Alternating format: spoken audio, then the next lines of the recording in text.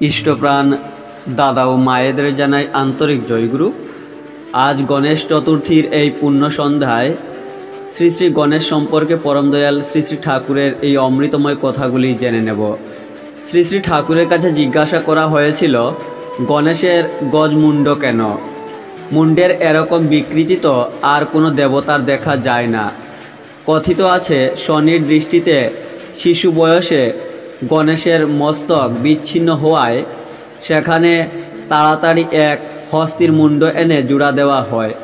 শুনে শ্রী শ্রী ঠাকুর বলেছিলেন, একটা মানুষের বিশেষত একটা শিশুর ঘাড়ে একটা হাতির মাথা এনে বসানো সম্ভব কিনা তোমরাই ভেবে দেখো। সাধারণভাবে দেখলেই তো বোঝা যায় এটা একেবারে অবাস্তব ব্যাপার, অথচ গণেশের বন্দনা প্রণাম ইত্যাদি জায়গায় গজানন, গজেন্দ্রবদন প্রভৃতি শব্দের উল্লেখ আছে। তাহলে তার মানে কি?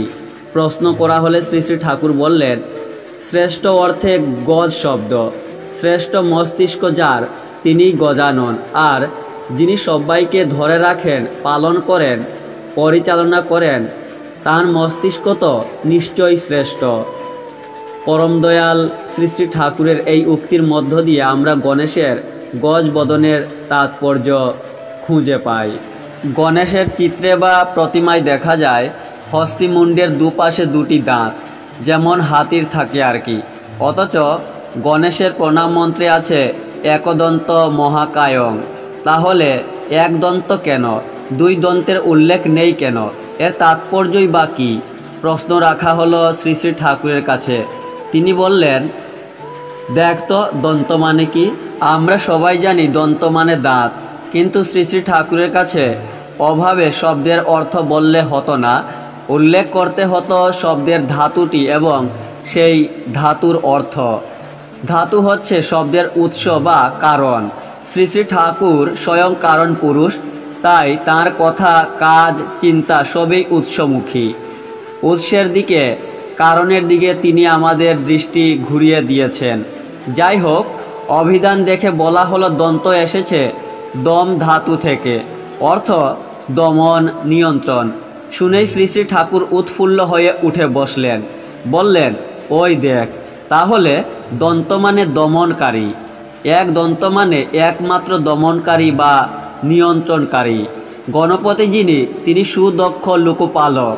সবার অস্তিত্বকে তিনি বৈশিষ্ট্য অনুপাতিক পালন পোষণ করেন। সত্তা বিরোধী চলনকে তিনি সুনিয়ন্ত্রিত করেন। অসৎ বা অকল্যাণ যা, তাকে তিনি দমিত ও সংযত করেন। এই হলো তাঁর একদন্ত নামের সার্থকতা। গণেশ মূর্তিতে দেখা যায় গণেশের হাত চারখানি। কেন? শ্রী শ্রী ঠাকুর অনুকূলচন্দ্র ব্যাখ্যা দিলেন, চার হাত মানে তার চারদিকে লক্ষ্য, তার চারপাশে তিনি সমান নজর রেখে চলেন। কোনো দিক দিয়ে কোনো অসুবিধা যাতে না আসে, কোনো ত্রুটি বা অসম্পূর্ণতার আক্রমণে বিব্রত হতে না হয়, সেজন্য তিনি সব দিকে লক্ষ্য রাখেন। চারদিকে দেখে চলা সেই স্বভাবকে শ্রী শ্রী ঠাকুর বলেছেন চতুরতা। সংস্কৃত চতুর মানে চার, তার সঙ্গে সম্বন্ধান্বিত করেই শ্রী শ্রী ঠাকুর বাংলা চতুর শব্দ ব্যবহার করেছেন।